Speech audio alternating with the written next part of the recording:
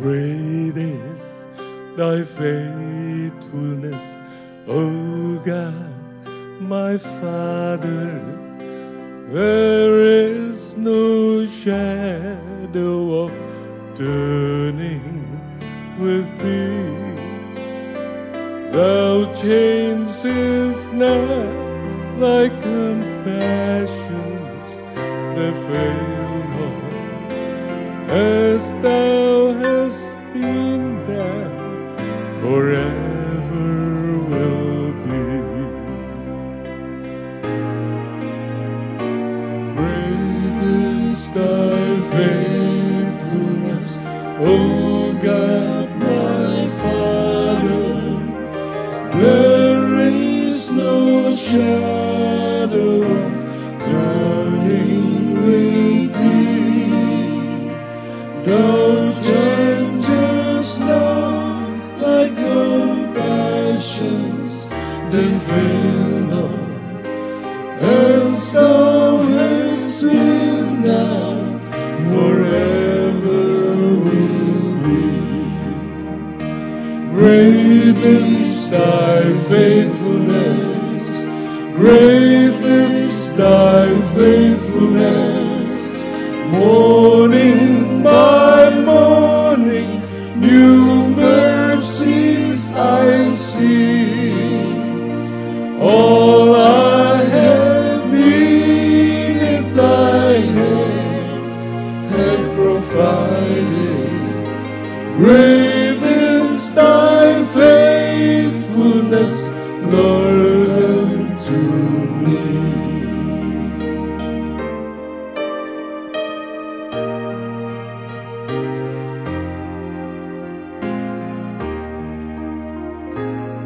Summer and winter and springtime and harvest, sun, moon, and stars in their courses above, join with all nature in manifold witness to thy great faithfulness, mercy, and love.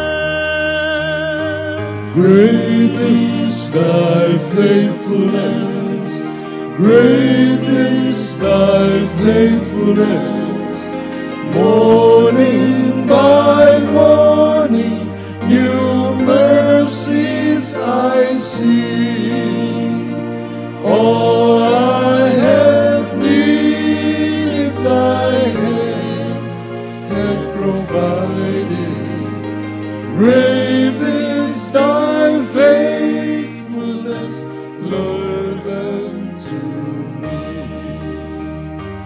Great is thy faithfulness, great is thy faithfulness.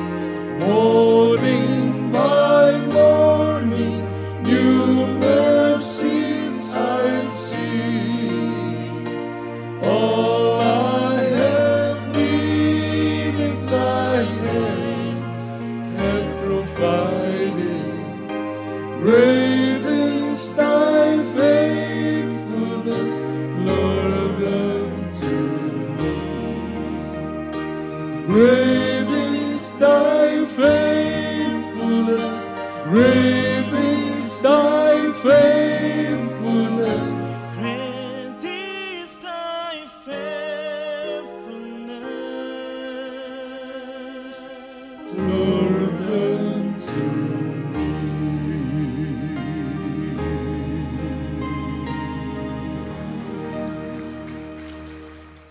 Selamat pagi Bapak Ibu Saudara yang dikasihi oleh Tuhan. Salam sejahtera bagi kita semua, terutama kepada Jemaat Sion Altar yang saya kasihi.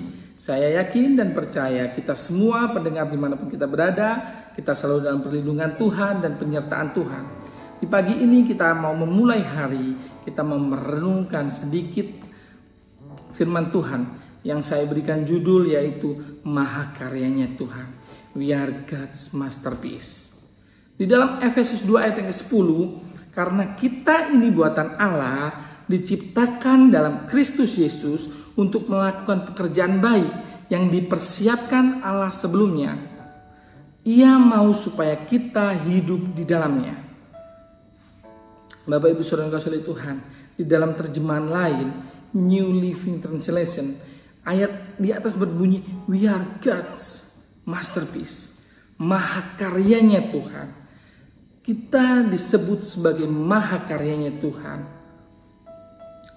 Kita diciptakan dahsyat, kita diciptakan sangat luar biasa, karena yang menciptakan kita itu sangatlah dahsyat dan sangat luar biasa, yaitu Tuhan Yesus Kristus sendiri.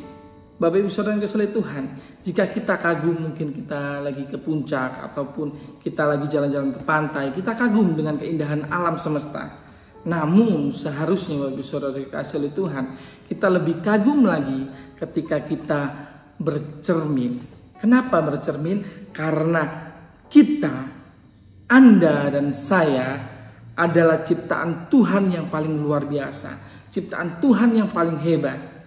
Di sini kita akan belajar, sama-sama belajar 4 pengertian Tuhan menyebut kita sebagai mahakaryanya. Kenapa sih Tuhan menyebut kita sebagai mahakaryanya? Dalam bahasa Yunani, Bapak Ibu Saudara kasih Tuhan, mahakaryanya ini ditulis dengan bahasa poema, yang merupakan akar dari kata poem, yaitu puisi. Tuhan seperti merangkai kata-kata yang indah, puisi yang indah. Poema memiliki beberapa pengertian, Bapak Ibu Saudara kasih Tuhan. Yang pertama yaitu diciptakan untuk menjadi pengarang atas sesuatu. Yang kedua, selalu siap. Dan yang ketiga, untuk menghasilkan buah. Dan yang keempat, untuk bertindak benar. Kita mau sama-sama Bapak Ibu Saudara kasih Tuhan, di pagi ini kita mau belajar 4 hal ini, 4 poin ini, supaya kita dapat memahami, menghargai betapa luar biasanya kehidupan yang Tuhan berikan dalam kehidupan kita. Dalam kehidupan kita sehari-hari, kita mau mengucap syukur. Yang pertama adalah diciptakan untuk menjadi pengarang atas sesuatu. Kita diciptakan ini Bapak Ibu Saudara kasih Tuhan untuk menjadi, bukan untuk menjadi orang yang biasa-biasa saja. Kita tidak diciptakan untuk menjadi orang yang rata-rata saja, orang yang standar saja. Namun kita diciptakan oleh Tuhan untuk perkara yang dahsyat, untuk perkara yang besar, yang memberikan dampak. Fungsi kita apa? Memberikan dampak bagi orang di sekitar kita, bagi banyak orang. Tuhan Yesus menciptakan kita, Bapak Ibu Saudara Tuhan, masing-masing dari kita, baik Bapak Ibu Saudara yang mendengarkan pada pagi hari ini, baik saya, kita mempunyai hal-hal yang unik. Di dalam 1 Korintus 12 ayat ke-12, saya bacakan, karena sama seperti tubuh itu satu dan anggota-anggotanya banyak, dan segala anggotanya itu sekalipun banyak merupakan satu tubuh, demikian pula Kristus. Karena yang disebut tubuh Kristus itu adalah kita, orang-orang percaya. Yang disebut tubuh Kristus adalah kita, orang-orang yang percaya kepada Yesus. Dan dalam tubuh itu setiap bagian memiliki fungsinya masing-masing, memiliki bagiannya masing-masing. Contohnya begini Bapak Ibu Saudara yang kasih Tuhan, apakah tangan bisa menggantikan mata? Apakah mata bisa menggantikan kaki? Tentunya tidak Bapak Ibu Saudara kasih Tuhan. Setiap anggota tubuh ini memiliki fungsi masing-masing. Tuhan Yesus menciptakan masing-masing dari kita, orang-orang percaya yang kepadanya, percaya kepada Tuhan Yesus. Kita masing-masing dari kita adalah unik. Dan saking uniknya Bapak Ibu Saudara kasih Tuhan, ada suatu pekerjaan proyek ataupun hal yang harus dikerjakan, itu hanya bisa maksimal, semaksimal mungkin jika kita yang mengerjakan. Makanya kita perlu yang namanya lebih dekat kepada Tuhan agar kita peka dengan suara Tuhan. Untuk apa? Untuk menerima proyek itu, pekerjaan itu dari Tuhan langsung. Dan yang kedua adalah selalu siap.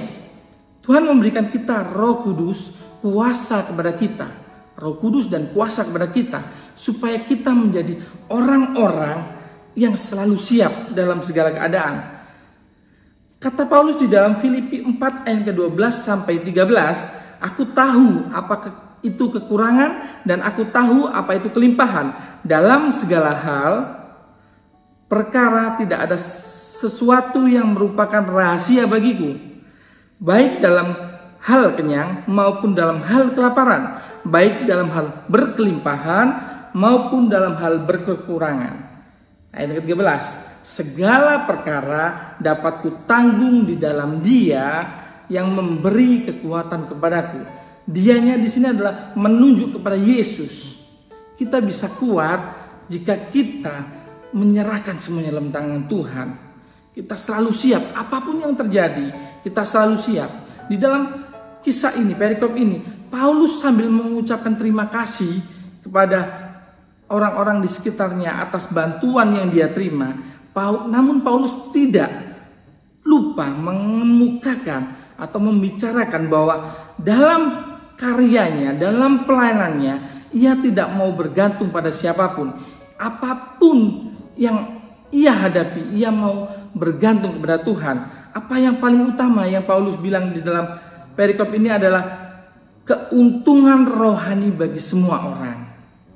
Dalam segala hal dan dalam segala perkara. Tidak peduli betapa beratnya suatu persoalan, suatu beban dalam kehidupan kita. Bagi Paulus tidak ada sesuatu yang merupakan rahasia bagi Tuhan jika kita dekat dengan Tuhan. Baik dalam hal kelebihan maupun dalam hal kekurangan. Kita diciptakan, Bapak Ibu Saudara kasih Tuhan, kita diciptakan untuk cakap menanggung segala sesuatu di dalam Kristus Yesus yang memberikan kekuatan kepada kita. Dan poin yang ketiga apa? Untuk menghasilkan buah tentunya, Bapak Ibu Saudara kasih Tuhan. Yohanes 15 ayat ke-8. Dalam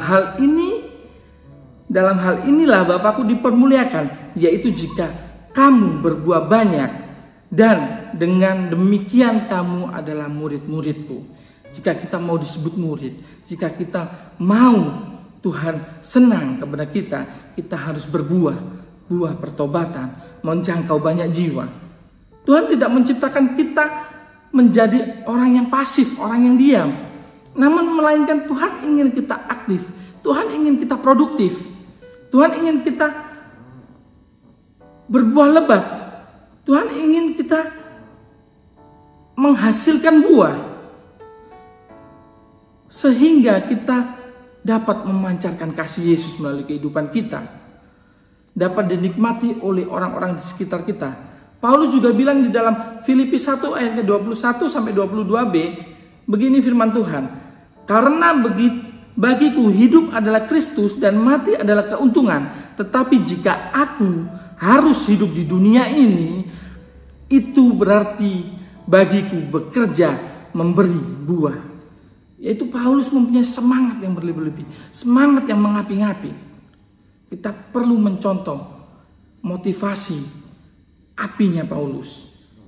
Yang poin keempat adalah untuk bertindak benar. Di dalam Roma 1 ayat ke-20, sebab apa yang tidak nampak daripadanya, yaitu kekuatannya yang kekal dan keilahiannya, dapat nampak kepada pikiran dari karyanya sejak dunia diciptakan, sehingga mereka tidak dapat berdalih.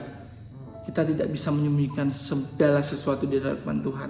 Di hadapan Tuhan semuanya terbuka.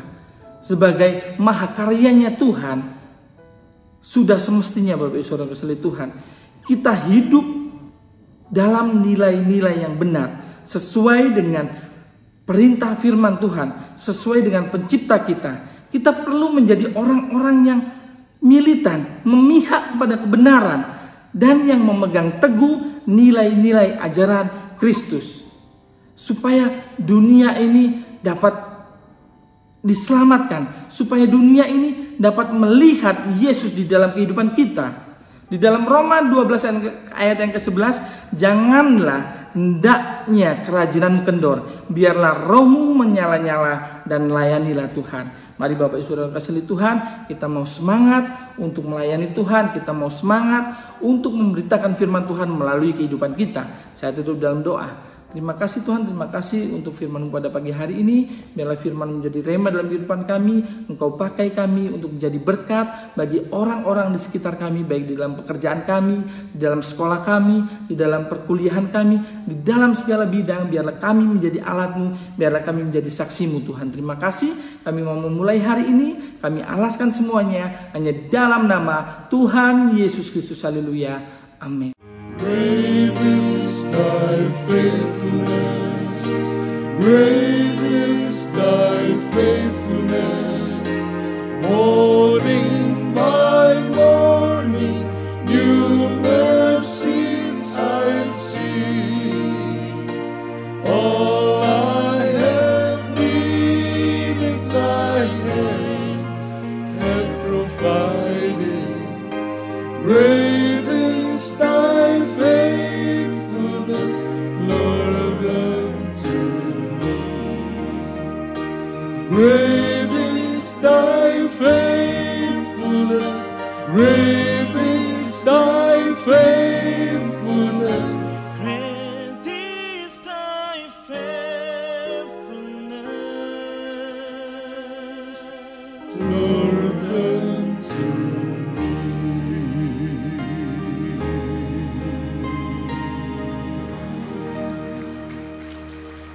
Segala kemuliaan bagi Tuhan.